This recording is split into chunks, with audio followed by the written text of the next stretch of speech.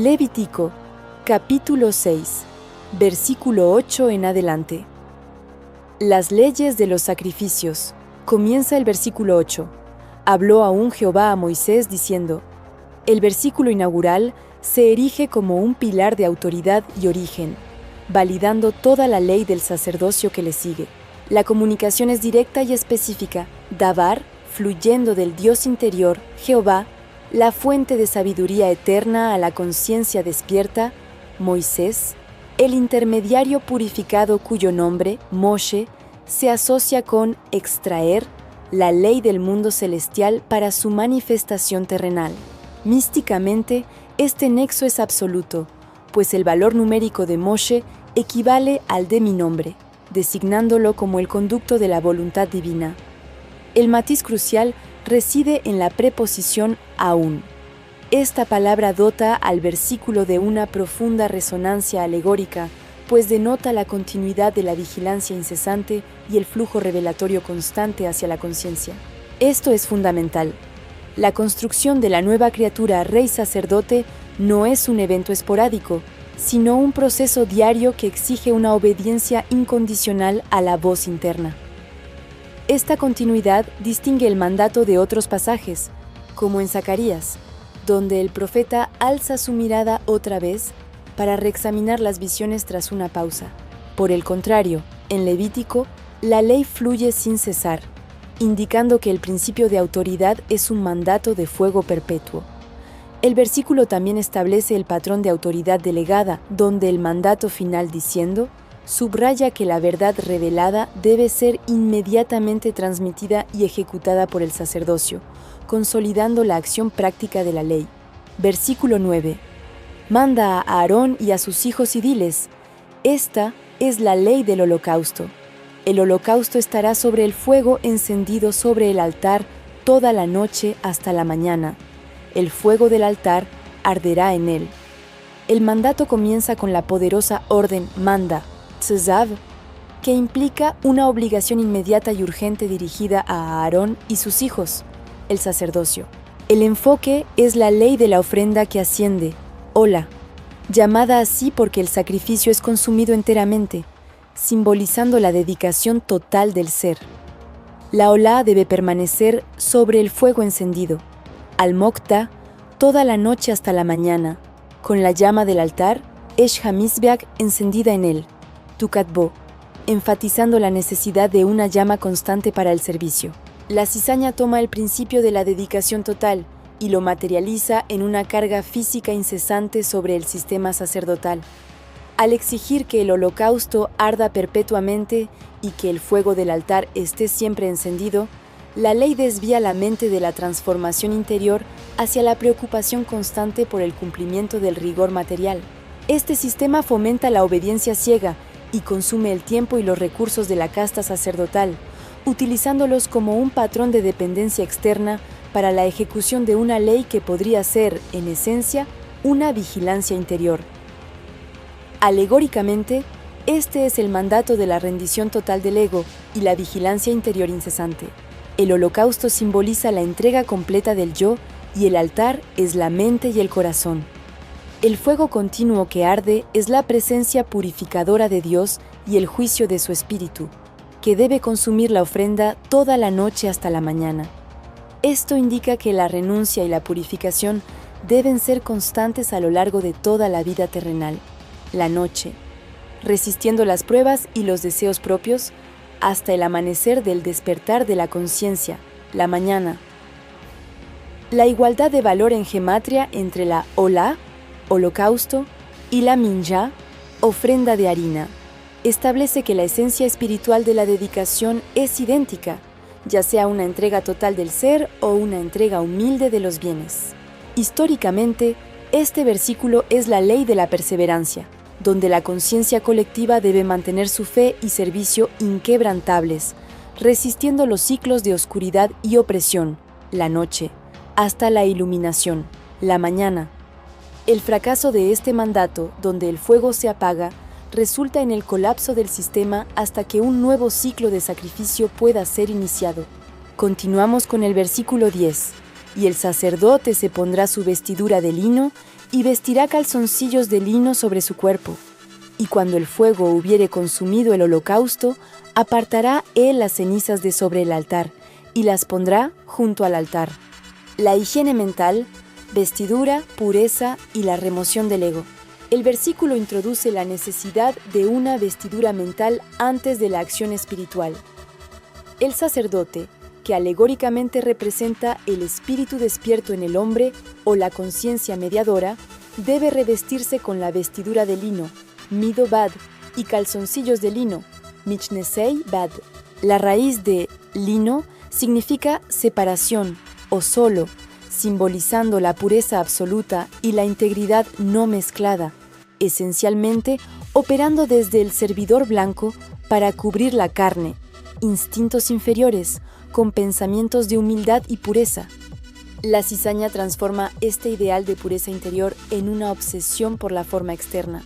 Al especificar meticulosamente el código de vestimenta de lino, el adversario desvía la conciencia de la rectitud moral hacia el cumplimiento estricto de una apariencia reglamentada.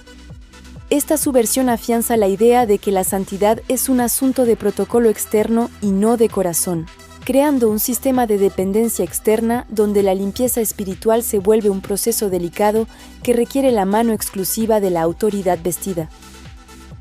Una vez que el fuego ha consumido el holocausto, la vieja identidad renunciada, el mandato se centra en las cenizas, desen, la instrucción de apartar o elevar, bejerim, las cenizas y ponerlas junto al altar revela una ley crucial de higiene mental.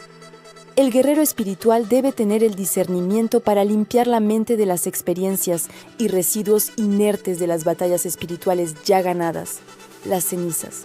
Este acto es la liberación del pasado consumido para evitar que los restos de la vieja vida, aun siendo sagrados o recuerdos piadosos, obstruyan el flujo o sofocan la llama activa del servicio presente. El uso del verbo elevar para las cenizas sugiere que el residuo del sacrificio debe tratarse con reverencia, y su valor en gematria, 354, lo conecta con el ciclo del calendario lunar, implicando que la pureza debe extenderse al tiempo y a todo lo que éste conlleva. Este acto inicial de limpieza prepara el altar para la nueva leña y la instrucción del aún del nuevo día. Históricamente, este es el deber del servidor de honrar el legado inerte del sacrificio pasado, sin permitir que el recuerdo, la tradición muerta, contamine el fuego vivo, la verdad activa. Seguimos versículo 11. Después se quitará sus vestiduras y se pondrá otras ropas, y sacará las cenizas fuera del campamento a un lugar limpio. El exilio de los residuos. 1. La higiene de la conciencia.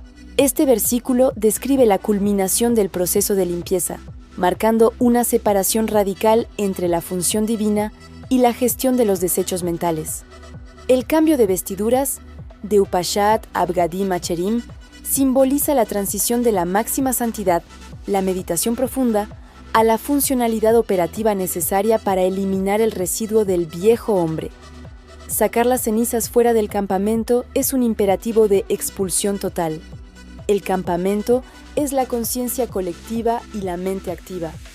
No basta con quemar el ego, sus patrones muertos, culpa, recuerdos de pecado ya consumido, deben ser exiliados completamente para que no sofoquen la llama presente ni contaminen la nueva Jerusalén interior que se está gestando.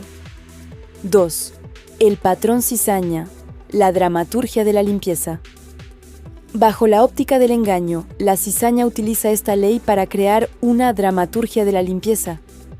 Al vincular la pureza a un cambio de vestuario, enseña sutilmente que la santidad es una condición externa que se pone y se quita, desviando la atención de la pureza interior constante. Además, al designar un lugar geográfico limpio, Makom Tahor, y dar el control exclusivo al sacerdote, se refuerza la dependencia externa y la idolatría institucional, negando al individuo la potestad de purificar su propio templo interior sin intermediarios. 3. La visión cíclica, renovación histórica. En el análisis del tiempo cíclico, el exilio de las cenizas enseña que los legados inertes, las filosofías obsoletas y los dogmas de los siglos pasados. Versículo 12. Y el fuego encendido sobre el altar no se apagará, sino que el sacerdote pondrá en él leña cada mañana y acomodará el holocausto sobre él y quemará sobre él las grosuras de los sacrificios de paz. El versículo establece la ley de la entropía espiritual inversa. La presencia de la Shejinah, el fuego Esh divino, no se apagará, lo tichbe, en el altar, representando el estado de alerta permanente y la conexión ininterrumpida con el Dios interior. La conciencia despierta no se mantiene por inercia, sino por una alimentación activa y perpetua, ya que una mente que se apaga es territorio ganado por la cizaña y la tibieza. El sacerdote, la conciencia mediadora, tiene la responsabilidad de mantener este flujo. El adversario utiliza esta obligación perpetua para crear un sistema de dependencia externa, asegurando que la manifestación de lo divino esté ligada al trabajo diario y exclusivo de la casta sacerdotal. Al requerir que el sacerdote ponga leña, la cizaña garantiza que la conexión de la comunidad dependa de la acción incesante y regulada de los mediadores. Esto desvía la conciencia del pueblo de la búsqueda del Dios interior hacia la observación ansiosa del rito. Este mantenimiento se logra mediante un esfuerzo constante, comenzando cuando el sacerdote pondrá en él leña cada mañana, baboker, lo que simboliza la renovación diaria del entendimiento y la necesidad de leña nueva, meditación, estudio, disciplina, al inicio de cada ciclo. Además, debe acomodar el holocausto, hola, ratificando la rendición total del ego, la capa, diariamente, y asegurando que la verdad no se extinga, sino que se renueve con esfuerzo deliberado. Finalmente, la ley de quemar sobre él las grosuras de los sacrificios de paz, Chelbei Hashlamim, exige que la mejor energía y plenitud del ser, la grosura que simboliza la riqueza interior y la alegría, sean consumidas en el altar para mantener la paz interna, Shalem. Esto asegura que el bienestar o la comunión alcanzada no se corrompa en autocomplacencia, sino que se reinyecte en el servicio, atando cada acto de fe a la ley inmutable de la dedicación total. Versículos del 13 al 17, por terminar el capítulo, y sirva de base el análisis hasta ahora, dicen los versículos: el fuego arderá continuamente en el altar, no se apagará. 14. Esta es la ley de la ofrenda. La ofrecerán los hijos de Aarón delante de Jehová ante el altar. 15. Y tomará de ella un puñado de la flor de harina de la ofrenda, y de su aceite, y todo el incienso que está sobre la ofrenda, y lo hará arder sobre el altar por memorial en olor grato a Jehová. 16. Y el sobrante de ella lo comerán Aarón y sus hijos. Sin levadura se comerá en lugar santo. En el atrio del tabernáculo de reunión lo comerán. 17. No se cocerá con levadura. La he dado a ellos por su porción de mis ofrendas encendidas. Es cosa santísima, como el sacrificio por el pecado y como el sacrificio por la culpa. Esta sección consolida la vigilancia perpetua con la pureza doctrinal del sustento espiritual.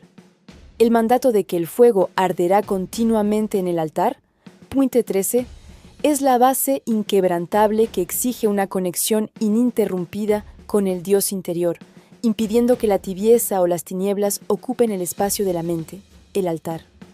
Esta perpetuidad está intrínsecamente ligada al sacerdote, el yo superior o la conciencia mediadora, quien administra la ley de la ofrenda, Minjá, reafirmando que solo los hijos de Aarón controlan el rito, lo que la cizaña usa para imponer una dependencia externa y anular la soberanía espiritual individual.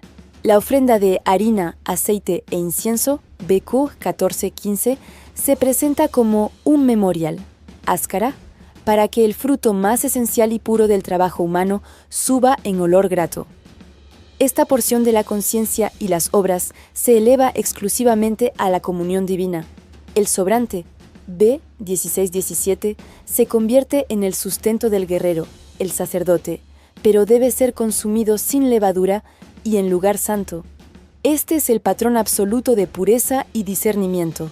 El alimento espiritual no puede estar contaminado con la fermentación del sistema externo orgullo, hipocresía o dogmas de cizaña. Al declarar este alimento cosa santísima, equiparable a la expiación, se subraya que la santidad es el sustento de la mente que sirve a Dios, y que el contacto con esta pureza transforma todo lo que toca. Continuamos con el versículo 18. Todos los varones de los hijos de Aarón comerán de ella. Estatuto perpetuo será para vuestras generaciones, tocante a las ofrendas encendidas para Jehová. Toda cosa que tocare en ellas será santificada. Este versículo finaliza el estatuto estableciendo la ley del contagio santo y la exclusividad perpetua. Solo el principio activo y vigilante de la conciencia, Kol Sachar, puede asimilar este alimento puro, lo que la cizaña transforma en un privilegio hereditario para una élite. La clave es el poder transformador. Toda cosa que tocare en ellas será santificada. Esto significa que una mente purificada tiene el poder de elevar y redefinir la realidad que toca, invirtiendo la contaminación. No obstante, el adversario usa esta ley para fomentar la superstición y la dependencia de objetos sagrados, desviando la conciencia de la santificación interior. Versículos 19 y 20. Habló también Jehová a Moisés diciendo: Torferentes, esta es la ofrenda de Aarón y de sus hijos, que ofrecerán a Jehová el día que fueren ungidos. La 10ª parte de un efa de flor de harina, ofrenda perpetua, la mitad a la mañana y la mitad a la tarde. Habló también Jehová a Moisés. Marca una transición explícita. La adición de también denota que, aunque el mensaje proviene de la misma fuente y va al mismo canal, el tema cambia. Después de las leyes generales del sacrificio, el pueblo, el enfoque ahora se dirige específicamente al sacerdocio y su consagración personal. Esta sección establece el sacrificio perpetuo, Minjá Tamid, y personal obligatorio para el sacerdocio, comenzando el día de su unción, Himashach. Alegóricamente, al despertar a la conciencia, el líder ya no ofrenda por errores, sino que entrega un tributo por su propia identidad y estado de ser. La ofrenda, que debe ser de flor de harina, solet, exige que la mente produzca pensamientos refinados y puros, libres de la tosquedad del ego.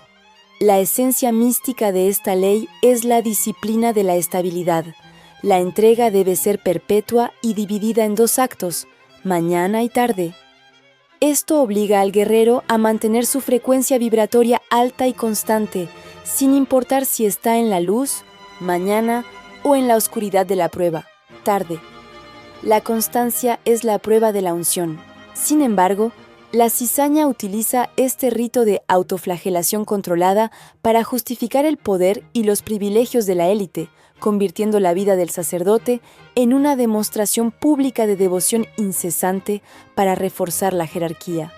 Versículos de 21 a 23.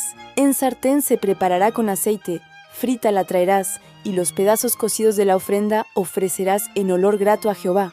22. Y el sacerdote que en lugar de Aarón fuere ungido de entre sus hijos, hará igual ofrenda. Es estatuto perpetuo de Jehová, toda ella será quemada. 23.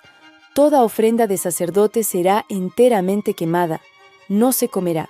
La preparación de la ofrenda, minjá, del sacerdote ungido, exige ser cocida en sartén, mayabat y frita, murbejet, simbolizando que la conciencia no se ofrece cruda, sino refinada por la fricción del servicio.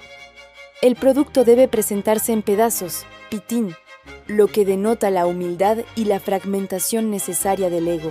A diferencia de las ofrendas del pueblo, esta se rige por la ley de Khalil, totalidad. Debe ser quemada enteramente, sin dejar remanente para el consumo humano, estableciendo un estatuto perpetuo de entrega absoluta. La cizaña utiliza esta regulación obsesiva para justificar el poder de la élite mediante un perfeccionismo ritual inalcanzable. Al imponer al sacerdote un sacrificio tan detallado y costoso, sin beneficio material propio, el sistema crea una imagen pública de siervo perfecto. Esto eleva el estatus de la jerarquía por encima del pueblo, desviando la atención de la pureza interior hacia la técnica externa y validando los privilegios de la casta sacerdotal bajo la apariencia de una santidad superior. Alegóricamente, esto representa la cocción de la conciencia y la salvaguarda contra el narcisismo espiritual. La mente ungida debe pasar por el fuego de la sartén, pruebas diarias, y ser desmenuzada para ser útil. El ego monolítico debe romperse. La prohibición de comer de la propia ofrenda enseña que el guerrero no puede sacar provecho personal de su estatus espiritual. Intentar comer de tu propia unción, buscar gloria propia, corrompe el flujo. Todo lo que eres se entrega a la fuente interior sin reservas. Y englobando los versículos finales en un análisis rápido, del 24 al 30 tenemos: y habló Jehová a Moisés, diciendo, 25. Habla a Aarón y a sus hijos, y diles: esta es la ley del sacrificio expiatorio. En el lugar donde se degüella el holocausto, será degollada la ofrenda por el pecado delante de Jehová. Es cosa santísima. 26. El sacerdote que la ofreciere por el pecado, la comerá. En lugar santo será comida, en el atrio del tabernáculo de reunión. 27. Todo lo que tocare su carne será santificado. Y si salpicare su sangre sobre el vestido, lavarás aquello sobre lo cual cayere, en lugar santo. 28. Y la vasija de barro en que fuere cocida será quebrada, y si fuere cocida en vasija de bronce, será fregada y lavada con agua. 29. Todo varón de entre los sacerdotes la comerá. Es cosa santísima. 30. Mas no se comerá ninguna ofrenda de cuya sangre se metiere en el tabernáculo de reunión para hacer expiación en el santuario. Al fuego será quemada.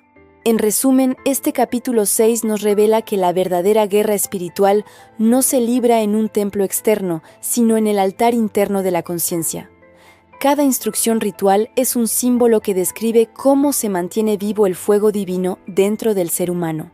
La llama, que no debe apagarse jamás, representa la vigilancia constante, la devoción diaria y el compromiso ininterrumpido con la verdad.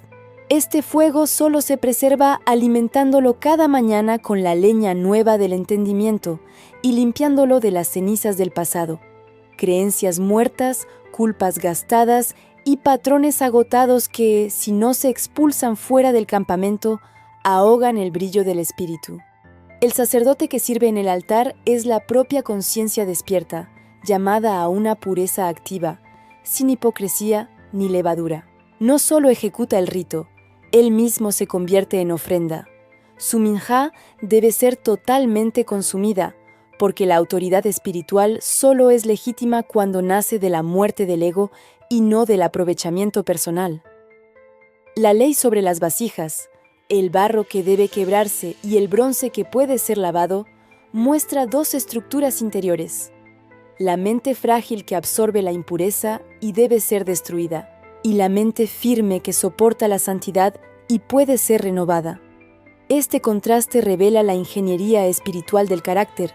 Sin embargo, el capítulo también expone el peligro de la religión de la cizaña, un sistema que convierte el rito en burocracia, que monopoliza la relación con lo divino y que transforma la santidad en dependencia institucional. Frente a esa tiranía del protocolo, la lectura interior del texto llama al individuo a asumir su identidad como sacerdocio real, capaz de mantener su propio fuego sin mediadores, sin coacciones y sin estructuras que exploten su devoción. En su núcleo más puro, Levítico 6 enseña que el propósito no es ofrecer sacrificios, sino ser el sacrificio vivo. Una conciencia ardiente donde el mal se consume, donde la verdad se mantiene encendida incluso en la noche más oscura, y donde cada acto de purificación personal se convierte en luz para el mundo. Y te dejo para terminar el Salmo 51, 16 y 17, que nos dice: porque no quieres tú sacrificio, que yo lo daría, no quieres holocausto. Los sacrificios de Dios son el espíritu quebrantado, al corazón contrito y humillado no despreciarás tú, oh Dios. Amén.